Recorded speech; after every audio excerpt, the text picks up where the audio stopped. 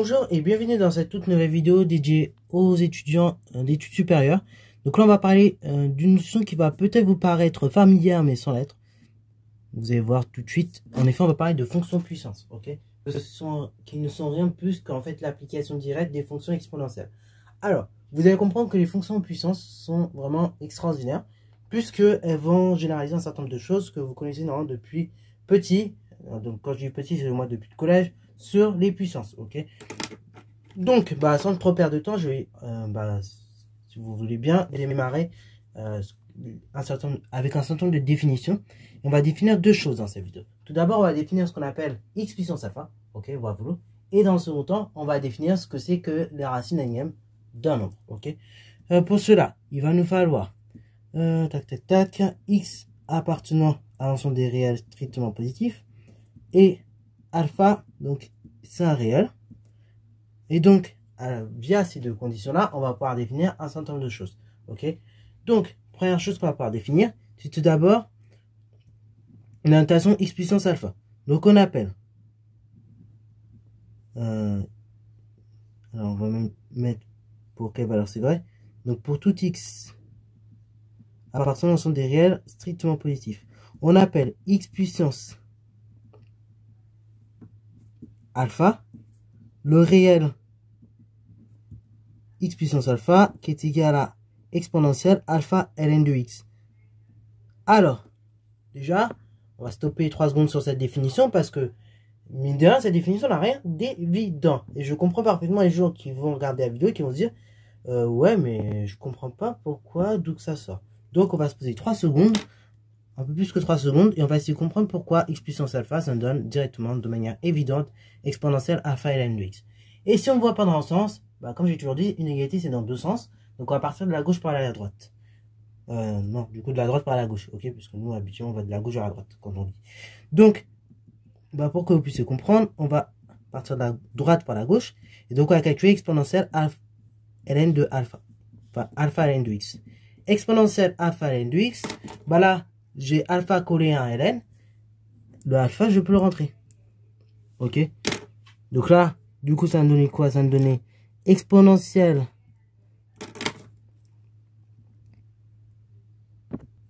mais même avant de faire ça, avant même de vous rentrer le alpha dans le ln, parce que c'est vrai que ceux qui vont voir ça, ils vont se dire ouais, bon, pourquoi pas, c'est une possibilité, c'est vrai, ça marche.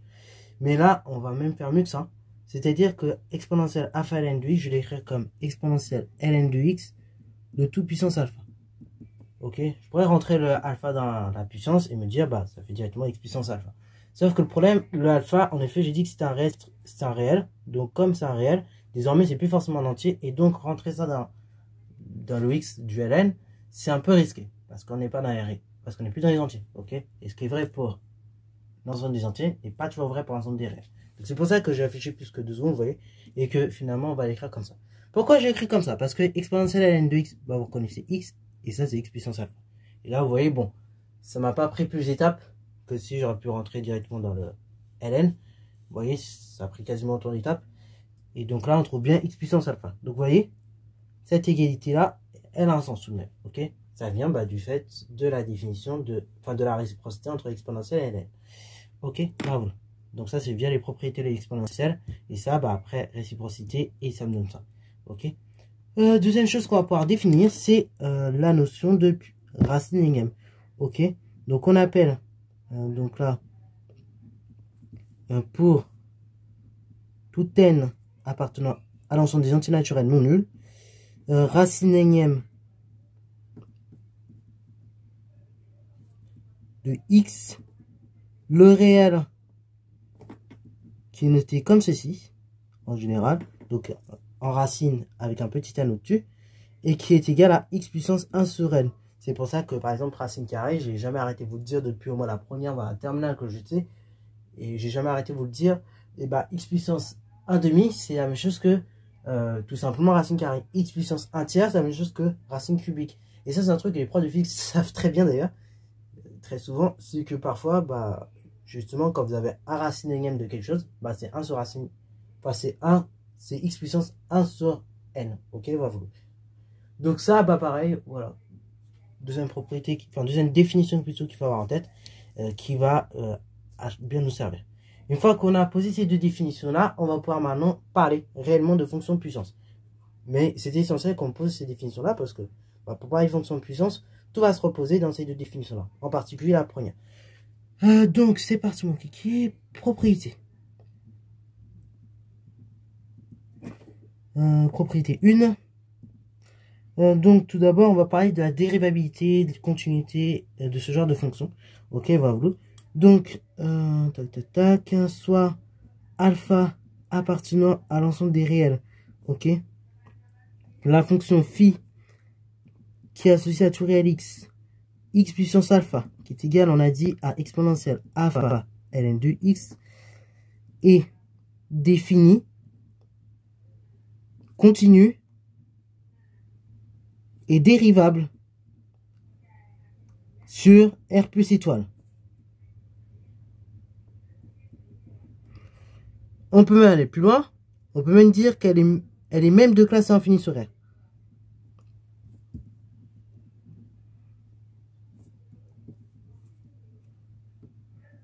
Donc ça prend une chose. Et de plus, quel que soit x appartenant à R plus étoile, du coup. Donc R plus étoile. On va exprimer la dérivée qui est de la façon suivante. Phi prime de A, c'est alpha. Multiplié par x puissance alpha moins 1. Ok. Donc on va démontrer ces deux propriétés-là. On y va. Donc, démonstration. Donc soit alpha un réel. Tout d'abord, on va bien justifier que cette fonction est définie continue dérivable sur R plus étoile. Ok. Donc la fonction phi de A qui est associée à tout réel x puissance alpha, qu'on écrit exponentielle alpha ln de x, étudions son ensemble de définitions. Donc, et de dérivabilité. Donc la fonction qui a x associée ln de x, ça c'est défini et défini continu et dérivable sur R plus étoile. Donc en multipliant par alpha qui est un réel, hein. Alpha, la fonction qui a x associée alpha ln de x, de même elle est définie, continue et dérivable sur R plus étoile. Ok. Ensuite, deuxième étape, une fois que j'ai justifié que ce qu'il y a dans l'exponentielle est bien défini dérivable sur R plus étoile, et il faut justifier la définition de dérivabilité et la continuité de la fonction exponentielle. Donc, la fonction qui a x associée exponentielle x, ça je dis que c'est défini, dérivable, continu sur R. Et donc, une fois que j'ai écrit ça, que c'est défini, continu et dérivable sur R, je peux écrire que par composition, phi de A est dérivable, est défini et dérivable sur R.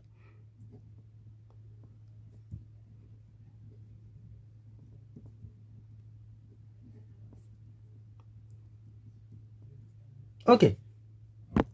Bon, je remets pas continu à chaque fois parce que déjà le fait de mettre que c'est dérivable, c'est la fonction phi de A, ça justifie bien le fait que c'est continu. Donc bon, épargnez-moi le fait d'écrire défini, dérivable et continu sur R plus étoile, sinon ça n'a pas de sens bien avant. Voilà. Donc du coup, on a montré que la fonction phi de A est bien définie et dérivable sur R plus étoile, donc bien continue sur R plus étoile. Donc maintenant, on va pouvoir calculer sa dérivée. Donc, quel que soit x appartenant à R plus étoile, dérivée de phi de A.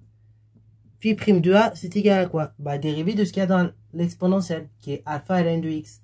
Donc, alpha étant une constante réelle, il suffit tout simplement de multiplier alpha par la dérivée de ln, qui est 1 sur x. Donc, ça fait 1 sur x multiplié par alpha, qui fait alpha sur x. Donc, alpha sur x, je vais multiplier par quoi? Par la dérivée de exponentielle ensuite. Dérivée de exponentielle qui est elle-même. Exponentielle de quoi, du coup? Il n'y a pas exponentielle tout seul. Là, c'est plus exponentielle de x. C'est exponentielle de, on a dit, alpha ln de x. Ok. Bon, là, du coup, x, c'est comme x1 sur x. Et donc ça, bah, dans les réels, de manière très classique, on trouve que c'est alpha multiplié par x puissance moins 1. Voilà. Et ça, bah, après, je multiplie par exponentielle alpha ln de x. Ensuite, pour là, ce que je vais faire, bah, exponentielle alpha ln de x, je reconnais x puissance alpha, que l'on multiplie par x puissance moins 1, que l'on multiplie par alpha. Ensuite, j'ai x puissance moins 1 multiplié par x puissance alpha. Donc là, j'ai bien alpha multiplié par x puissance alpha moins 1. Donc là, c'est phi prime de a. Voilà, donc là, j'ai exprimé la dérivée phi prime de a qui est juste là. Cette dérivée, on va la garder en mémoire. On va en avoir besoin dans les minutes qui suivent. Puisque maintenant, on va s'intéresser aux variations et aux limites de cette fonction. Donc, variations et limites. Donc, pour le sens de variation et limite de cette fonction, on va distinguer 3 cas de figure. Premier cas de figure, si alpha est positif, strictement. Deuxième cas de figure, si alpha est nul. Et troisième cas de figure, si alpha est strictement négatif. Selon ces 3 cas-là, la fonction ne va pas avoir le même comportement. Pour que vous puissiez visualiser, en voici un petit graphique que je vais vous tracer juste là à votre droite. Bon, j'aurais pu ne pas vous prendre si bas, mais c'est pas grave. L'idée est là. Donc là, on a la première bisectrice, donc c'est-à-dire la droite d'équation y égale à x. Donc là, on va voir cette droite là, par exemple. Donc là, c'est la droite d'équation y égale à 1. Et ça, c'est dans le cas où alpha est nul. On va voir cette courbe-là. Dans le cadre où alpha est positif, on va avoir 2 cas de figure. Alpha est positif et plus grand que 1, bah, ça va me donner une courbe de ce type-là. Bon, non, ça fait plus ça. Voilà, donc ça donne une courbe de ce type-là. Donc ça, c'est pour alpha plus grand que 1. Désolé pour la mur. Bon, pour avoir des courbes comme ça aussi, mais bon, c'est juste que ça fait bizarre. Et pour alpha compris entre 0 et 1, mais qui est quand même plus du grand que 0, bah on a plutôt tendance à avoir ce genre de courbe. Donc là, alpha compris entre 0 et 1. Ok, voilà. Troisième cas de figure, c'est si alpha est négatif. Donc si alpha est négatif, on aura ce genre de courbe que je sais bien vous tracer. Voilà. Désolé pour l'allure de la courbe qui est ratée ici, mais c'est pas grave. C'est juste pour que vous puissiez un petit peu visualiser. Donc là, on a 1, là, on a 1. Donc là, c'est dans le cas où alpha est strictement inférieur à 0.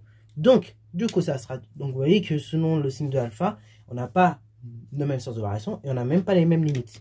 Alors, ça, on en parlera un petit peu plus tard.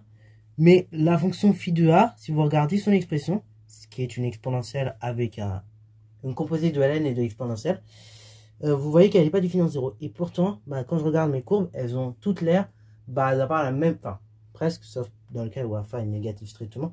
Mais dans le cas où alpha est positif, elles ont toutes l'air d'avoir la même valeur en 0, qui est 0. Ok. Et en effet, bah, ces fonctions-là, on en reparlera dans un chapitre ultérieur, qui est que sont les limites et les continuités. Mais cette fonction-là, on peut la prolonger par continuité. Ok. Donc on en parlera, il y a des conditions pour faire ce genre de prolongement. Je ne vais pas m'éterniser là-dessus. Ok. Bah, voilà. On va résumer un petit peu ce qu'on voit. Donc si alpha plus grand que 1, phi de a est strictement plus grand que 0 plutôt. Phi de a est strictement croissante et limite lorsque x tend vers 0 de phi de a c'est égal à 0 et limite en l'infini de phi de a c'est égal à plus infini. Si alpha strictement égal à 0, bah du coup on a phi de 0 qui est constante parce que phi de alpha plutôt. Ça s'appelle comme ça s'appelle pas phi de a. Je dis phi de a, mais c'est phi de alpha parce que ça dépend de alpha, bien évidemment. Tout ça. Donc phi de alpha, qui est dans le cadre de si alpha est égal à 0, qui est phi de 0. Bah, phi de 0 est constante et égale à 1. Ok. Et troisième cas de figure, c'est si tout simplement on a alpha inférieur à 0.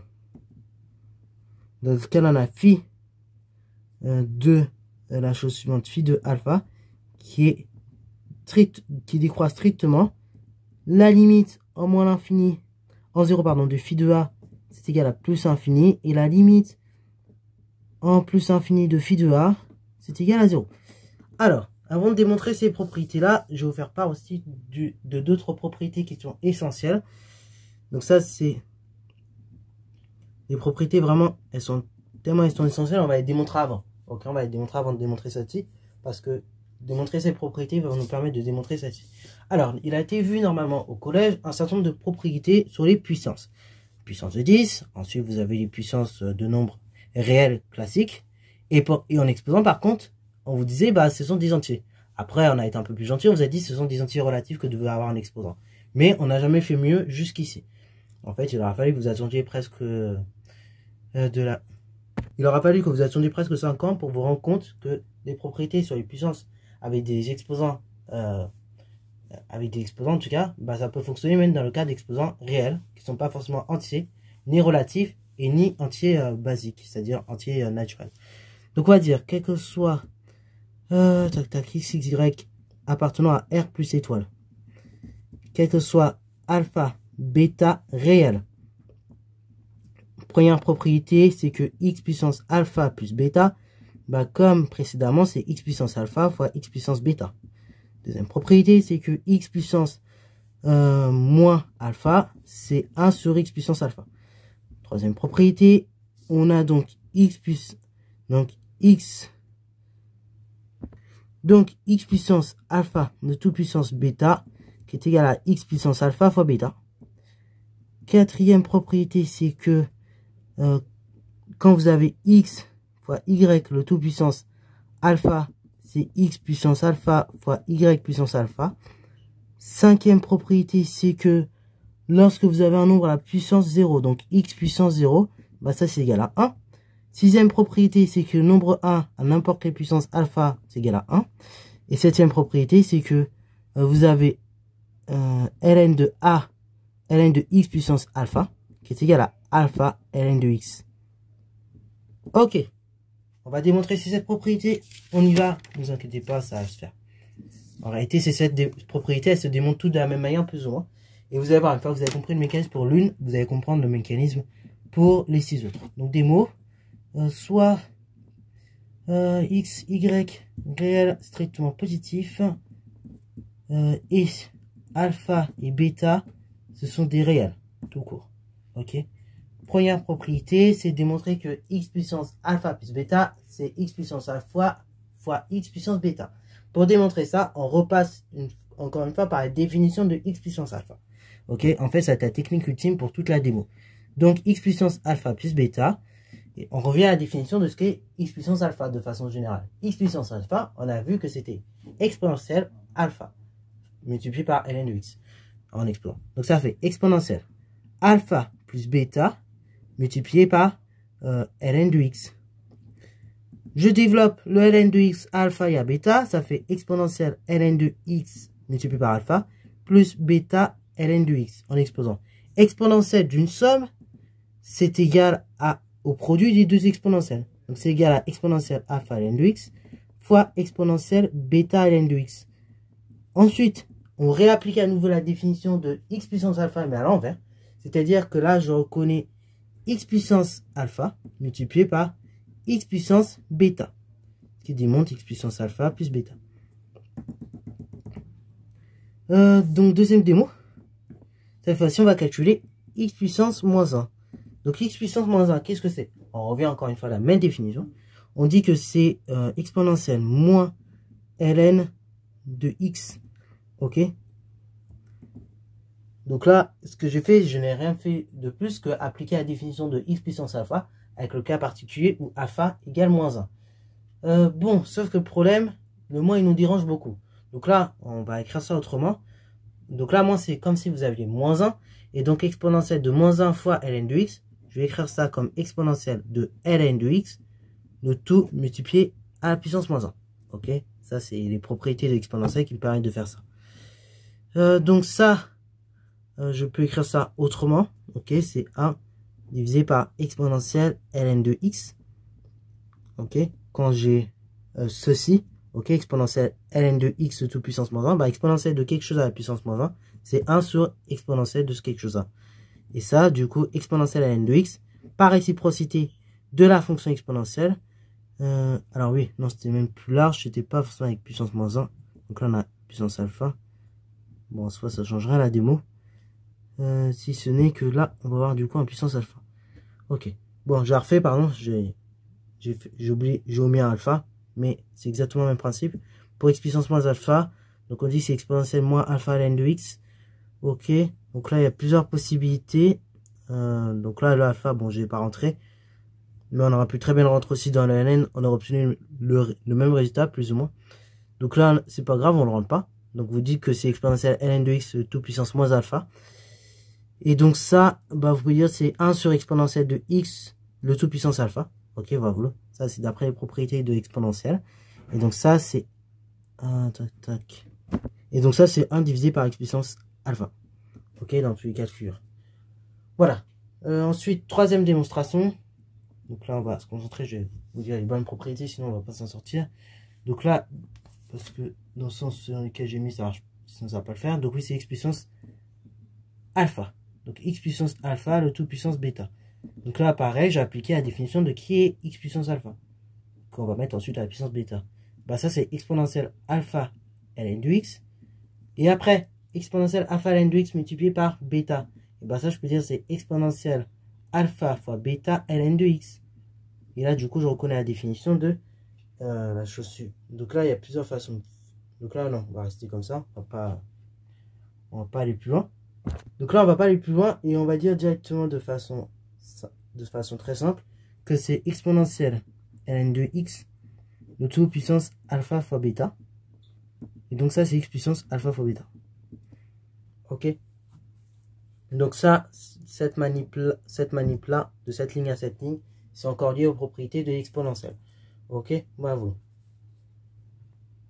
Si vous n'êtes pas convaincu de cela, vous pouvez vous dire que j'applique la définition. Donc là, vous pouvez directement passer de là à là, ne serait-ce qu'en appliquant la définition de x puissance alpha, mais à alpha fois bêta. Ok, et donc là, on arrive de là à là assez rapidement en faisant ceci. Petit 4. Donc là, x fois y, le tout puissance alpha. Voilà, on applique encore une fois la même définition, c'est-à-dire la définition de cette fois-ci xy, le tout puissance alpha. Donc ça fait exponentielle alpha ln de x fois y.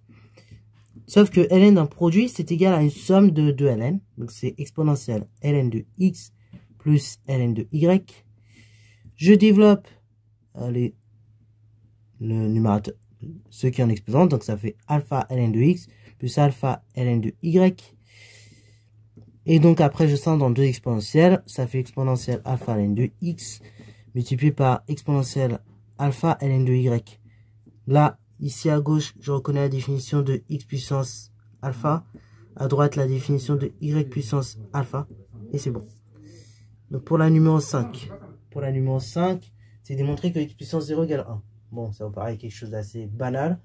On vous l'a balancé de manière banale depuis très longtemps. Mais ça se démontre, il faut le savoir. Donc x puissance 0, bah là, c'est encore une fois la même définition. C'est-à-dire, c'est la définition de x puissance alpha. Donc c'est la définition de x puissance alpha, mais non plus avec un alpha quelconque, c'est un alpha qui vaut 0. Donc ça va me donner exponentielle 0 fois x. Et donc en exposant, je vais avoir exponentielle 0. Et donc ça fait 1. Numéro 6. Donc là, cette fois-ci, c'est 1 puissance alpha. On me dit que ça fait toujours 1. Ça, pareil, c'est une définition qu'on vous a dit sur les nombres entiers, positifs ou négatifs, qui est vrai. Mais est-ce que c'est toujours vrai quand on a des réels? Et ben, on va vérifier. Donc là, on applique la définition de x puissance alpha avec x égale 1 et alpha quelconque. Donc ça va me donner exponentielle de alpha ln de 1. Ok. Sauf que exponentielle de ln de 1, c'est 0. Donc quand je multiplie par alpha, je vais me retrouver avec encore un exposant 0. Et donc exponentielle 0, c'est 1. Propriété numéro 7. Donc là, maintenant, c'est montrer que exponentielle ln de x puissance alpha, c'est alpha ln de x. Donc comment je montre ça? Et bah, je repars encore une fois. Donc ln de x puissance alpha. Je vais, dans la parenthèse, appliquer la définition de x puissance alpha. Ok? Donc c'est égal à ln de exponentielle alpha ln de x. Ok? Donc là, on arrive à cela, une fois qu'on applique la définition de x puissance alpha. Et après, bah, par réciprocité de ln et de exponentielle, j'ai très vite mon résultat. Donc c'est alpha ln de x. Voilà. Donc vous avez vu, plus on a avancé dans la démo et plus ça a été court. Notamment la 5, la 6, la 7. Elle s'enchaîne assez rapidement ces démos. Voilà. Donc maintenant on passe à la suite. La suite, c'est maintenant de démontrer les autres propriétés concernant les variations ainsi que les limites des fonctions puissance. Ok, donc voilà. Donc démo. Démonstration, parce qu'en effet, je vous ai présenté les 3 cas de figure des variations qu'on pouvait avoir au niveau des fonctions puissance. Et on va se servir de la démonstration précédente et donc des propriétés que j'ai énoncées avant cette démonstration pour démontrer tout ce qui se passe au niveau des variations et des limites. Donc démonstration, tac tac, on a dit on a 3 cas de figure pour ce type de fonction. Donc premier cas, si alpha strictement positif. Si alpha est strictement positif, dans ce cas-là, on a montré précédemment que quel que soit x appartenant à l'ensemble des réels strictement positifs, phi prime de a, c'est égal à x plus alpha, x puissance alpha moins 1, qu'on écrit encore une fois, alpha exponentielle alpha moins 1 fois x, ln de x, ok. Or, quel que soit x appartenant à l'ensemble des réels strictement positifs, donc une exponentielle telle qu'elle soit alpha ln alpha moins 1 ln de x, ça c'est strictement positif, et alpha c'est strictement positif. Donc par produit, on a que phi prime de a est strictement positif, donc phi prime, donc phi de a strictement croissante sur l'intervalle des réels strictement positifs. Ok. Maintenant, on va aller voir si en termes de limite, ça se vérifie. Donc, on a dit que quel que soit x appartenant à R, phi de a, c'est x puissance alpha, et on n'a pas arrêté de répéter que c'est exponentielle alpha ln de x. Donc, ici, on va raisonner par composition afin d'obtenir des limites en moins et en 0 et en plus infini. Ok. Donc, tout d'abord, je vais raisonner par composition pour trouver la limite de alpha ln de x. Vous allez voir, ça va aller absolument vite. Donc, ln limite lorsque x tend vers plus infini de ln de x, ça il se trouve que ça fait plus infini. Alpha étant positif, donc la limite lorsque x tend vers plus infini de alpha ln de x, ça tend aussi vers plus infini. Car alpha strictement positif. Ok, ça c'est nickel. Deuxième étape, je vais trouver la limite de l'exponentielle en plus infini. Donc là, c'est encore plus facile. Limite lorsque grand x tend vers plus infini de l'exponentielle de x, ça c'est plus infini. D'où, par composition, et ça c'est un argument principal, si vous ne mettez pas dans une copie, vous n'avez pas les points en contrôlant. Donc il faut faire gaffe à bien mettre ce genre d'argument lorsque vous repérez que vous devez raisonner par composition. Phi de a, sa limite en plus infini, c'est plus infini. Ok, ce qui coïncide parfaitement avec le graphique. Hein. Si vous regardez bien, il y a à peu près 15 minutes de cela, du coup maintenant, et ça coïncide parfaitement avec le graphique que je vous ai présenté. On va faire de même en moins l'infini. En 0, pardon. Donc limite, lorsque x tend vers 0, de ln de x, ça il se trouve que ça fait moins l'infini. Donc, par produit, limite, lorsque x tend vers 0 de alpha ln de x, comme alpha est strictement positif, et c'est pour ça que alpha ici doit être strictement positif, sinon ça n'a pas de sens, et ça n'a pas de sens ici, ça va être un peu difficile à lever, la forme indéterminée, et on trouve que la limite, ça fait toujours moins l'infini. Ensuite, on calcule la limite lorsque grand x tend vers moins l'infini de l'exponentielle, on trouve que ça vaut 0, d'où, par composition, la limite lorsque x tend vers 0 de phi de a, c'est égal à 0. Alors, du coup, petite remarque là-dessus. Comme je vous disais il y a quelques minutes, vous voyez que la limite en 0 de phi de a, c'est égal à 0. Et, justement, ainsi, justement, comme la limite en 0, elle existe et elle est finie, on pourra dire que la fonction phi est prolongeable en 0 par continuité. Ok, voilà. Donc ça, pareil, je ne m'étends pas trop là-dessus, mais voilà. Donc il y aura un certain nombre de choses qu'on verra un tout petit peu plus tard, malheureusement, parce qu'on n'a pas suffisamment d'outils pour le montrer. Ok, que phi de a est prolongeable en 0, et que du coup, sa valeur en 0, c'est 0, et sinon, c'est phi de a tel qu'on l'a défini auparavant. Ok. Donc deuxième cas de figure maintenant, c'est si alpha est donc égal à 0. Si alpha est égal à 0, on a dit que phi de A était constante, ok? Donc phi de A, c'est égal à phi de 0. Phi de alpha, pardon, c'est égal à phi de 0. Et donc phi de alpha, c'est donc x puissance 0. Et là, voilà l'intérêt pourquoi je voulais vous montrer les propriétés avant de montrer celle-ci. C'est parce que x puissance 0, on a dit que ça faisait 1. Voilà. Donc, bah, phi de A égale à 0. Donc là, on a phi de 0 qui est égal à x puissance 0 qui est égal à 1. Et donc ça, c'est vrai parce que phi, tout simplement, sa dérivée, elle est nulle. Voilà. Donc, j'ai remis un petit peu tous les arguments parce que sinon c'était pas clair.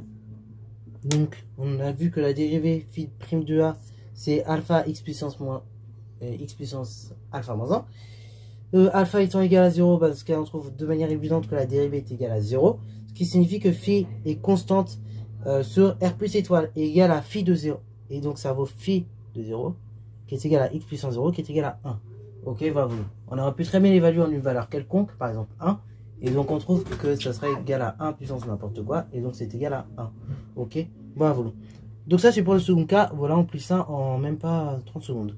Donc troisième cas de figure, c'est si alpha est strictement négatif. Parce que sinon positif ça marche pas. Donc c'est de... donc troisième cas de figure, si alpha est strictement négatif, on a donc quel que soit x appartenant à des réels strictement positifs, phi prime de A qui est égal à alpha multiplié par x puissance alpha moins 1, qu'on va écrire alpha exponentielle alpha moins 1 multiplié par ln de x. Bon là je ne refais pas étude très détaillée, mais ce qu'il faut capter c'est que une exponentielle est strictement positive. Dans mon cas de figure ici, alpha est strictement négatif, donc par produit, c'est toujours la même chose. Phi prime est négatif. Phi prime est négatif, donc ça veut dire que phi est strictement décroissante sur R plus étoile. Ok? Parce que oui, quand j'ai une dérivée qui est strictement... D'ailleurs, quand vous dites... Voilà. C'est sur R plus étoile. Sinon, ça n'a pas de sens. Bon, voilà. Que cette dérivée est nulle. Alors, du coup, on a trouvé que phi est strictement décroissante sur R plus étoile. Maintenant, l'objectif, c'est de trouver les limites. Donc là, bon, je ne vais pas refaire tout le raisonnement. Je vais vous dire juste oralement. Et puis, je vais vraiment mettre un résultat clé parce que sinon, la vidéo va vraiment durer le temps d'un trajet Paris-Château-Thierry. 1h05. C'est vraiment trop long. Et encore 1h05, c'est quand tout va bien. Parce que en ce moment, la ligne, elle va pas très bien.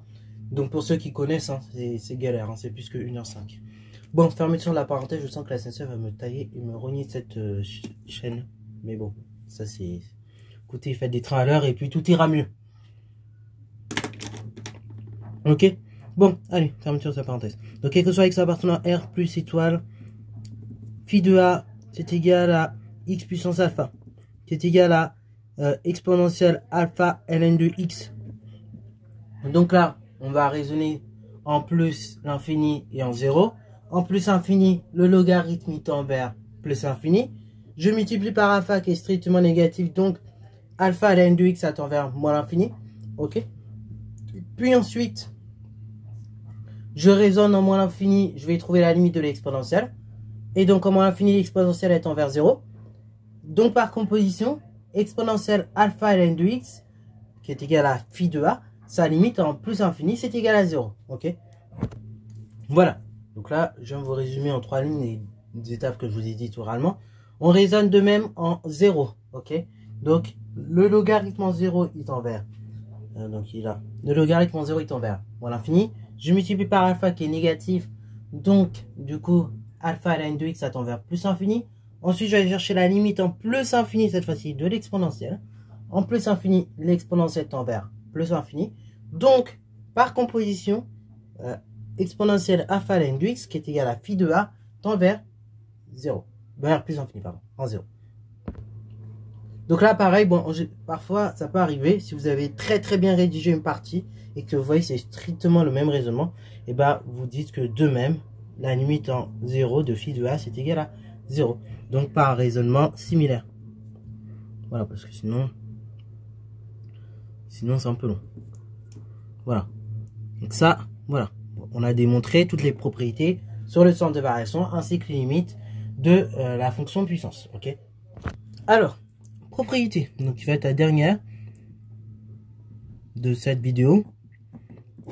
Donc ce sont toutes les propriétés de croissance comparée que je vais vous montrer ici, mais en version très généralisée. Donc quel que soit alpha, bêta qui appartiennent à R plus étoile. Voilà.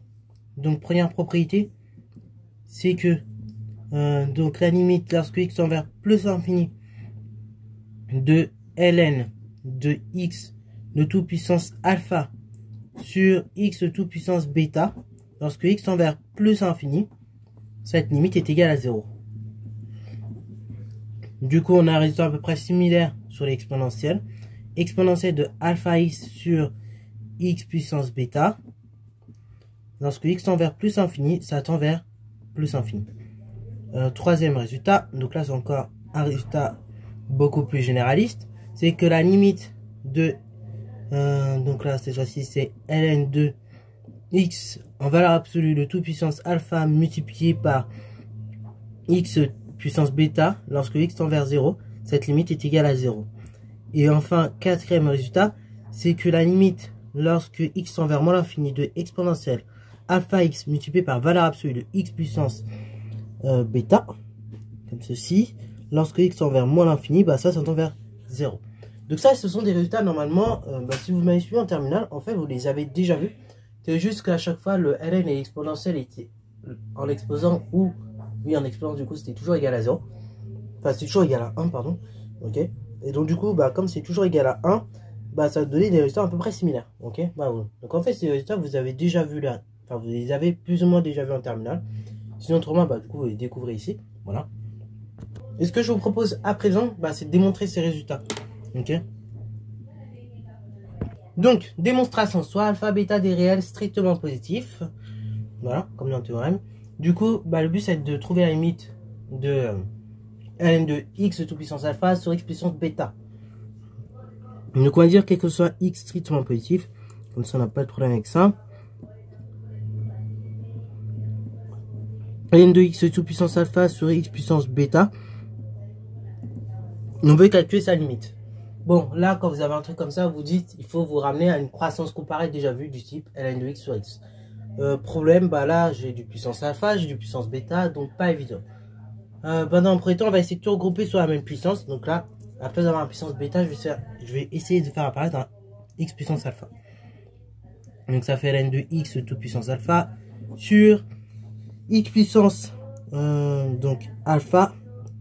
Et donc, ici, pour compenser le x puissance alpha, la puissance alpha, vous êtes obligé de multiplier par b sur alpha. Comme ceci. Comme ça, du coup, ça refait bêta. Je regroupe tout sous la même puissance. Donc là, ça fait ln de x sur x puissance bêta sur alpha. Alors là, on y est presque. Enfin, on y est presque. Parce que le x qui est au dénominateur, il doit être identique au x qui est au numérateur. Donc là, maintenant dans le ln, je vais faire apparaître un x puissance bêta sur alpha. Donc là, c'est égal à quoi? Ceci va être égal à ln de x puissance. Alors là, j'ai x puissance 1. Qu'est-ce que je vais faire? Je vais dire c'est x puissance bêta sur alpha fois x puissance alpha sur bêta. Le tout divisé par x puissance. Alors du coup, une fois que j'en arrive là, donc que j'ai dit que ln de x, c'est ln de x puissance bêta sur alpha multiplié par toujours un exposant alpha sur bêta sur x puissance bêta sur alpha de toute puissance alpha. Là du coup je vais avoir du x puissance bêta sur alpha partout. Donc là c'est bon. Là c'est bon. Le seul élément qui me gêne c'est celui-là. Donc là pas de problème. Je me sers des propriétés de la fonction ln pour sortir le alpha sur bêta qui est en exposant. Donc ça me donne alpha sur bêta multiplié par ln de x à la puissance bêta sur alpha, le tout divisé par x à la puissance bêta sur alpha. Ok, donc alpha sur bêta, comme ceci. Et ça, le tout puissance alpha. Bon nickel. Ça va me donner quoi cette histoire? Bon on sait quoi? On sait or, limite, lorsque grand x tend vers plus infini de ln de grand x sur x, c'est égal à 0. Donc, ln de x puissance bêta sur alpha sur x puissance bêta sur alpha. Donc ça, c'est égal à 0 par croissance comparée. Hein. Voilà, c'est une croissance comparée que nous avons vu dans la vidéo sur la fonction logarithme impérial. Et donc ça, lorsque x tend vers plus infini, ça tend également vers 0. D'où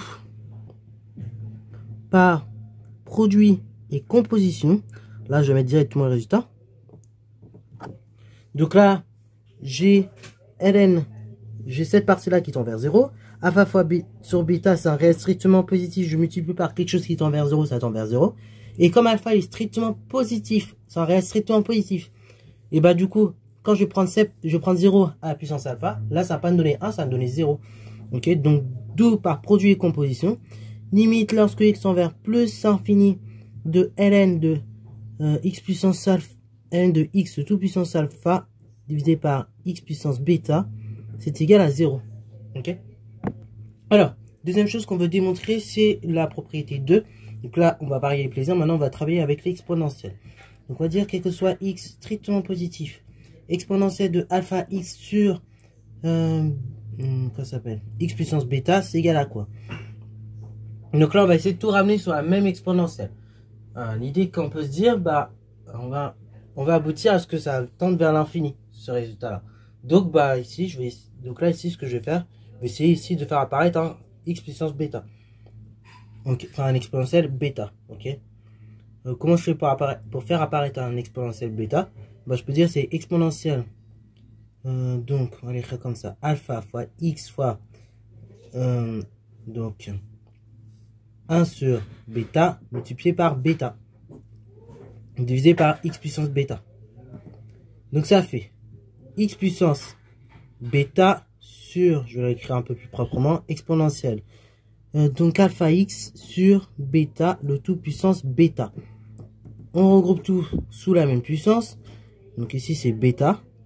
Donc ça nous donne exponentielle alpha x sur bêta divisé par x puissance bêta. Enfin divisé par x, pardon. Ok. Donc on en arrive là. Maintenant, le truc qu'il y a, c'est que la puissance de x qui est là. Donc là on n'a pas x tout seul, on a x multiplié par alpha sur bêta. Et bah il faut que j'ai un alpha sur bêta au dénominateur. Pas de problème, je le fais apparaître ici. Donc alpha sur bêta. Mais quand je divise par alpha sur bêta au dénominateur, bah, je suis obligé de multiplier par alpha sur bêta au numérateur aussi. Donc là, on va. Ça me donne quoi? Ça me donne tout simplement alpha sur bêta multiplié par exponentielle alpha x sur bêta. Donc le tout divisé par donc on a dit la chose suivante, alpha x fois bêta. Une toute puissance bêta. Or, croissance comparée à nouveau. Donc par croissance comparée, on a que limite lorsque grand x tend vers plus l'infini de exponentielle x sur x qui est égal à plus infini. Donc là, en appliquant ce résultat non plus à x tout court, mais à alpha sur bêta fois x, et bien dans ce cas-là, on obtient la chose suivante. Donc, exponentielle alpha x sur bêta divisé par alpha sur bêta x lorsque x tend vers plus infini, ok, et bien ceci tend vers plus infini. Comme alpha sur bêta c'est des réels positifs, alpha sur bêta ça va partir à r plus étoile. Donc par donc là on va pouvoir raisonner par produit et composition. On a que exponentielle alpha x sur x puissance bêta pour x qui tend vers plus infini, ça tend vers plus infini. Ok, donc ça c'est le deuxième résultat à démontrer. Troisième résultat à démontrer, ça c'est le suivant. Tac. Donc troisième résultat, c'est petit 3. Donc petit 3, on va démontrer ceci. Donc on va calculer ln de x en valeur absolue, le tout à la puissance alpha fois x puissance bêta. Donc là c'est la même recette. Donc ça on va dire, ceci c'est égal à quoi? Bah ceci c'est égal à, donc là le but c'est de faire apparaître par une croissance comparée. Donc comment on va faire apparaître cette croissance comparée? Bon, on va essayer de tout regrouper sous la même puissance. Donc là je vais faire apparaître un x puissance alpha déjà. pour me simplifier la vie. Donc ça fait ln de x tout puissance alpha multiplié par x puissance bêta fois 1 sur alpha fois alpha, qui fait donc ln de valeur absolue de x tout puissance alpha multiplié par x puissance bêta sur alpha, le tout puissance alpha. J'ai quelque chose à la puissance alpha, enfin un autre truc puissance alpha, bah je peux tout regrouper à la puissance alpha et faire le produit des deux. Donc ça fait ln de valeur absolue de x, ok, multiplié par x puissance bêta sur alpha. Ok. Bon, moi, dans le truc là, j'ai ln de x tout court. Moi, j'aimerais bien avoir à la même puissance que j'ai sur le x, bah l'avoir de manière identique dans le x qui est dans la parenthèse. Donc comment que je fais ça? Bah, pas de souci, je fais apparaître les choses. Donc je vais faire apparaître en bêta sur alpha dans le x qui est dans la parenthèse. Donc ça fait ln de x puissance bêta sur alpha. Mais le truc qu'il y a, pour revenir à x, il va falloir que je multiplie par son inverse. Ok, parce que x c'est comme x puissance 1. Donc bah, quand vous avez par exemple 2, que vous voulez revenir à 1, en multipliant par une quantité non nulle du coup, et bah vous allez tout simplement multiplier par son inverse. Quand vous avez un nombre x que vous voulez revenir et qu'il est non nul, hein, quand vous avez un nombre x non nul et que vous voulez revenir à 1, par multiplication, il faut multiplier par 1 sur x. Donc là ici 1 sur x c'est quoi? C'est alpha sur bêta, qui correspond d'ailleurs à l'inverse. Donc on multiplie par x puissance bêta sur alpha, de tout puissance alpha. Du coup, là j'applique les propriétés de la fonction logarithme, n'est pas rien. Et donc le alpha sur bêta, je peux sortir de la puissance. Ok. Donc ça va me donner quoi? Ça va me donner du coup alpha sur bêta multiplié par ln de x puissance bêta sur alpha. Donc le tout en valeur absolue multiplié par x puissance bêta sur alpha. Le tout puissance alpha. Ok. On arrive à ce résultat là qui est pas mal. Le alpha sur bêta, pareil. On va le sortir et on va scinder la valeur absolue en deux. Donc ça va me faire alpha sur bêta en valeur absolue. Alors arrêtez, j'ai pas besoin de la valeur absolue. Alpha et bêta sont des réels strictement positifs. Donc quand je prends la valeur absolue, ça fera toujours alpha sur bêta.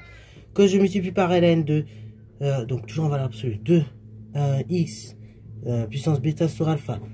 Hop, multiplié par x puissance bêta sur alpha, le tout puissance alpha.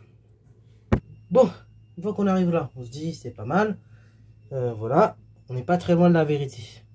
Donc ça, on va écrire ça un peu plus simplement parce qu'en effet, bah, comprenez la valeur absolue d'un réel strictement positif, hein, parce que le quotient d'un réel strictement positif, à ce que sache, les mathématiques n'ont pas été violées à ce point, le monde n'a pas changé à ce point, il ne s'est pas passé bombe nucléaire à Hiroshima des mathématiques. Pour l'instant, le quotient de nombre réel strictement positif, il reste toujours strictement positif.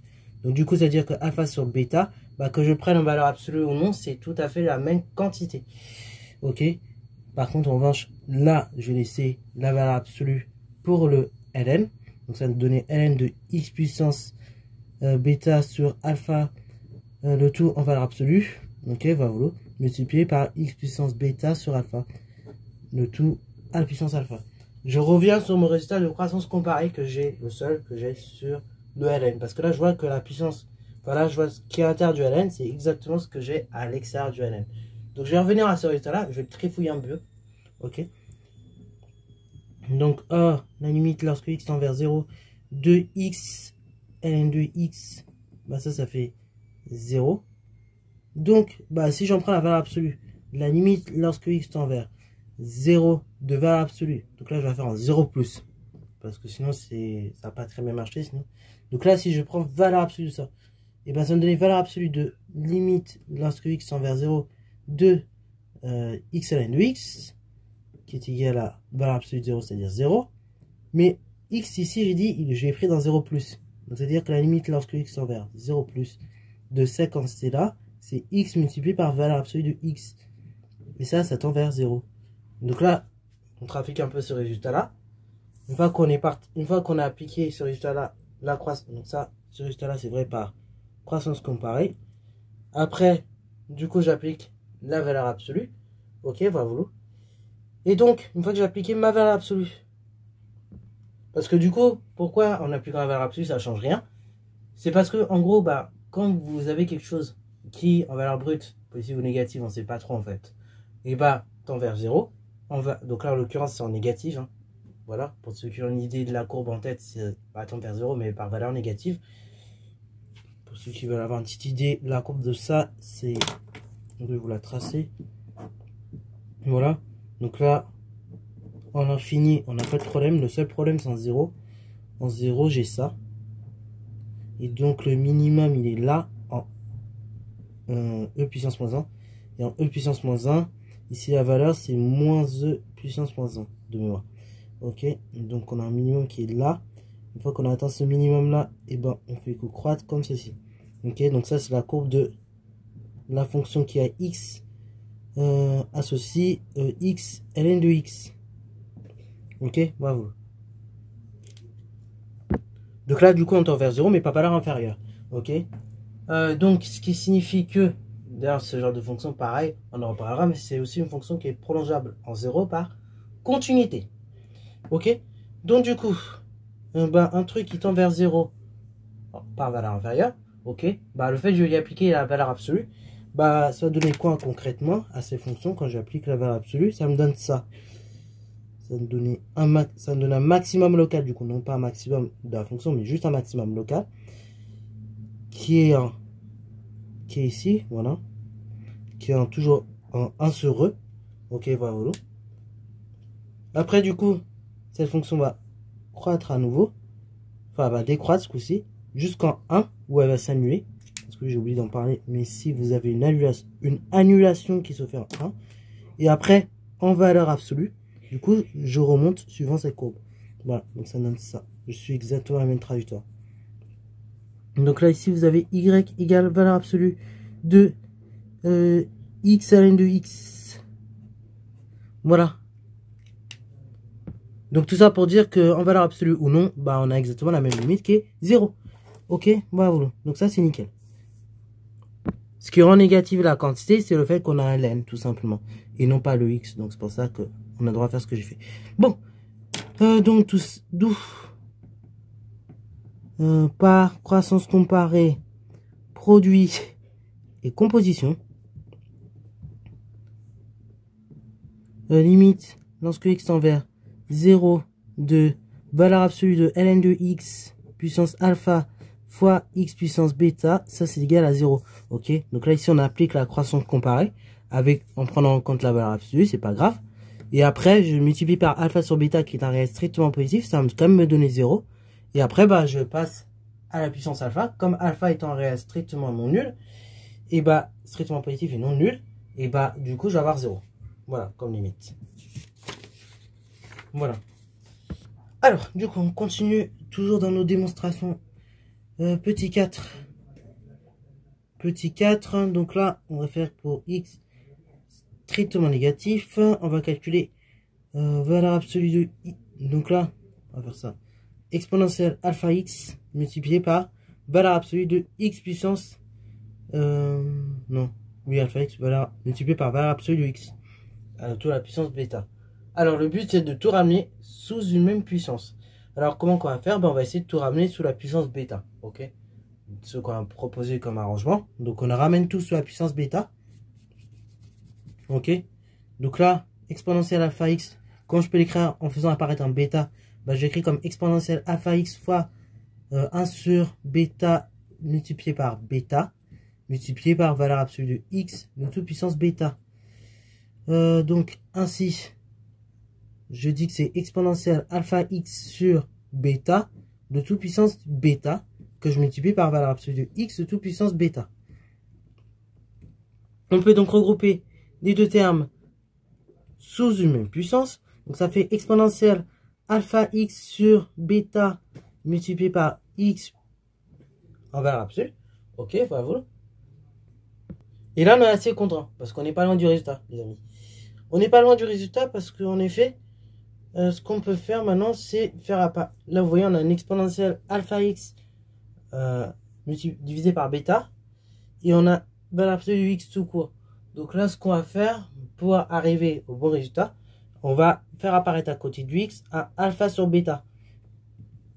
Donc, du coup, ça va me donner exponentielle alpha x sur bêta multiplié par alpha. Donc là, alpha sur bêta x Et après, du coup, pour compenser cette multiplication par alpha sur bêta, je vais diviser par alpha sur bêta, autrement dit, multiplier par bêta sur alpha. Donc, dans la valeur absolue, le tout puissance bêta. Donc, bêta sur alpha, c'est un réel, strictement positif. Donc, le fait de mettre de la valeur absolue non, ça n'aura pas d'incidence. Et donc, je vais écrire directement bêta sur alpha multiplié par exponentielle. Donc, alpha sur bêta x fois, donc on a dit alpha sur bêta x de toute puissance bêta qui est égal à cette expression-là, l'expression de départ. Ok, qui est là. On arrive à ça. Bon, on va repartir de notre résultat de croissance comparée et on voit ce que ça donne. Ok, comme pour la fonction ln. Donc, or, limite, lorsque x tend vers moins l'infini, 2 exponentielle x multiplié par x, c'est égal à 0. Donc, en valeur absolue, ça n'a rien changé. Ça va me donner que la limite lorsque x tend vers moins l'infini plutôt, de valeur absolue de x multiplié par exponentielle x, c'est égal à 0. En fait, l'exponentielle, que je vais appeler qu'on a à valeur absolue, ça va rien changer à sa vie. L'exponentielle, c'est une fonction qui est strictement positive sur l'ensemble des réels. Donc du coup, ça veut dire que la limite, lorsque x tend vers moins l'infini de valeur absolue de x fois exponentielle x, qui est égal à valeur absolue de 0, ce qui est égal donc à 0, c'est la même chose qu'à la limite lorsque x tend vers moins l'infini de exponentielle x fois valeur absolue de x, qui est égal à 0. Ok, donc ça, ce résultat-là, c'est vrai par croissance comparée. Et de ce fait, on a déduit ceci, puis ceci. Ok, donc là, on est assez content, puisque maintenant, on a une croissance comparée, mais là, un petit peu, mêlée à quelques bidouillages. Donc là, ceci, ce que j'entoure en vert, et du coup, donc on a dit exponentielle alpha sur bêta x multiplié par valeur absolue de alpha sur bêta x, ceci lorsque x tend vers moins l'infini tend vers 0 par croissance comparée, puis par produit et composition, parce que bêta est non nul, on a le droit de le faire, donc puis par produit et composition, enfin même si bêta était nul, on aurait le droit de le faire, mais du coup, on n'aura pas le droit de dire ce que je vais dire dans les secondes qui suivent, tandis que là, par produit et composition, vu que bêta est non nul, et on a le droit de dire ce que je veux dire. La limite lorsque x tend vers moins l'infini de exponentielle alpha x fois valeur absolue de x de toute puissance bêta, c'est égal à 0. Voilà. Donc c'est la fin de cette grosse vidéo. Je crois qu'on a fait l'équivalent d'un Paris-Château-Thierry. Avec 4 minutes, on était à 4 minutes de l'arrivée. Voilà. Bon, en tout cas, je m'excuse pour la longueur de la vidéo. Je pense pas que ça dure aussi longtemps. Mais c'est pas grave, vous avez vu ce que ça fait faire un Paris-Château-Thierry. Donc quand vous êtes usagé de la ligne P, et qu'il n'y a pas de problème. Non, je regarde, c'est une grande blague. Mais oui, je m'excuse pour la longueur de la vidéo, je ne m'en suis pas forcément rendu compte. Là, je me rends compte parce que quand je dois additionner, parce que je tourne en 2 morceaux en plus, donc quand je dois additionner, je me dis que ça va faire vraiment long. Mais en tout cas, si la vidéo t'a plu, n'hésite surtout pas à la liker, commenter et bon à toi en mathématiques et en sciences. Noxious.